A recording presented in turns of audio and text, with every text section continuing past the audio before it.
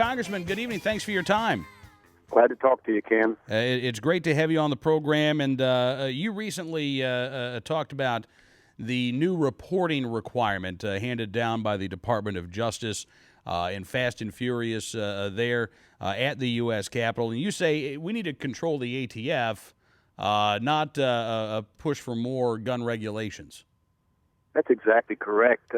We now understand, based upon the facts as they're coming out, that Operation Gunrunner was a smuggling operation that the ATF was complicit in and sent 2,000 guns, rifles to Mexico, 1,400 of which are unaccounted for, responsible for the death of 2 American agents because those guns went to Mexico.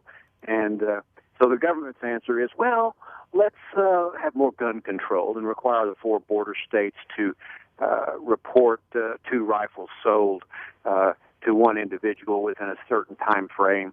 And it's not the answer. The answer is that the ATF needs to be investigated and they need to be controlled. We don't need more gun control for the problem that the ATF created. You know, I spoke with Representative Issa, your colleague, yesterday, and honestly, Congressman, I mean, the more information that comes out about Fast and Furious, the worse this looks. You know, we know now that there were elements of ATF, DEA, FBI, all involved in Fast and Furious, program run out of the U.S. Attorney's Office there in Phoenix. And apparently, some of the people that ATF were supposedly investigating, trying to take down, were actually paid informants for the DEA and or the FBI? That's right. One agency doesn't know what the other agency is doing, and now they're investigating informants that supposedly work with another government agency. It's just incompetence across the board, it appears, in this whole Fast and Furious operation. You bet. And, you know, in the FFLs in Texas, and I've spoken to a couple of them, you know, they really feel like they're being blamed for the mismanagement, incompetence, deception, whatever word you want to use, regarding Fast and Furious. You know, I talked with a woman who has a gun store in San Antonio who said, look, when people come in and I don't know them and they're wanting to buy, 8 or 9 or 10 rifles, I call the ATF voluntarily. I tell them what's going on, and they tell me, go ahead and make the sale. You've got Carter's Country Gun Store in Houston, where Bill Carter has said on multiple occasions they were reluctant to make sales. ATF said, no, go ahead and make those sales. You'll be helping us out. And then those guns end up in Mexico, and Carter's Country gets blamed in a big front-page story in the Washington Post. They're accused of being the number one source for guns from Texas recovered in Mexico. No question about it. And the ATF wants to push off on the gun stores the problems that the government has created.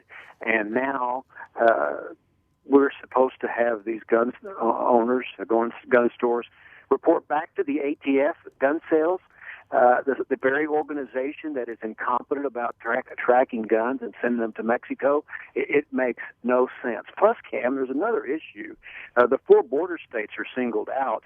To me, former judge, that violates the Equal Protection Clause of the 14th Amendment when we treat certain people differently than we treat everybody else in the country. So that's another legal issue, another legal problem with the whole situation. Well, yeah, as well as the fact that, Congress back when it passed the Gun Control Act of 68 and when it also passed the Firearm Owners Protection Act, had the opportunity to specifically include multiple sales of long guns in the reporting requirements. They didn't do so. That seems to me that this would be an issue for Congress to take up, but I think President Obama knows that there's no desire to push additional gun control laws through Congress, and so he's doing an end run around your body. That's right. Letting the government agencies try to use their power to pass regulations really in violation of the legislative intent of the law. And I agree with you totally. When this law was first passed, it dealt only with handguns. It didn't have anything to do with rifles and long guns. Is this an issue that your constituents are aware of, Congressman? Well, you got to understand, Carter's Country is in my congressional district. Okay. So, yes, they're one of many gun stores that I think, do an excellent job. And you're right. The focus is on the wrong people. It's always been on the wrong people. It's got to be on the shooters, not the guns. And the federal government is just looking for another way to control our Second Amendment rights and stomp on them. And so, yes, this is something that's very concerning to a lot of people in Southeast Texas. Are you concerned that there were Fast and Furious style operations taking place, perhaps even in your district? Yes, that's it's unconscionable. And now the Justice Department seems to be stonewalling the investigation of the ATF, not giving information through Chairman Iss's oversight committee. So what's that all about? Why is the Justice Department sort of protecting the ATF, or coming across as protecting the ATF?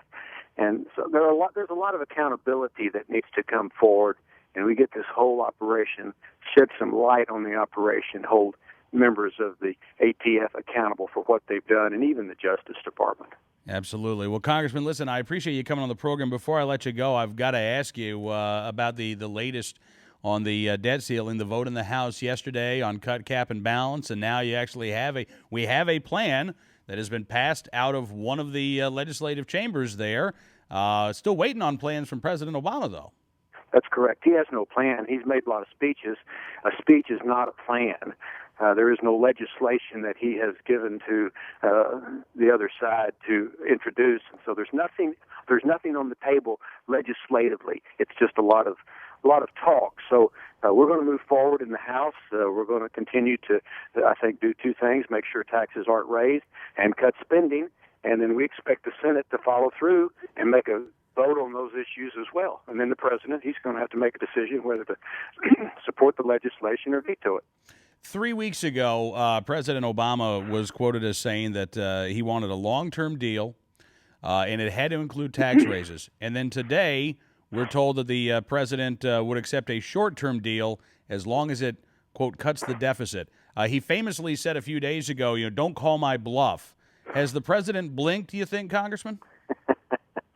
I think he's sort of changed his position several times, and we're not sure where the president really stands on a day-by-day basis as to what he wants. Like I said, he has not presented us a legislative plan that he wants us to pass, and so we're going to have to move forward and do what's best, I think. All right, I got to ask you because yesterday Jay Carney, the White House spokesman, said that leadership is not about presenting a plan. How do you respond to that? That's what we call it. No leadership. No leadership, no plan. Leadership, plan. I think he's got it exactly backwards. Hey, Congressman, thank you again for coming on the program. It's a real pleasure talking to you. Hope we can do it again soon. Anytime, Ken. Thank you. Thank you, sir. Representative Ted Poe, Republican from the Houston area down there in the Lone Star State, joining us here on Cam and Company. I just realized in the past 3 days I have talked to 3 members of Congress from Texas, and I have not spoken to a single one from Oklahoma, so I really hope that my Sooner State friends and family don't disown me for that. Listen, it's Baja, Oklahoma, people, okay? It's not just Texas, it's Baja, Oklahoma. But we'll have to try to get an Okie perspective on this as well in the near future.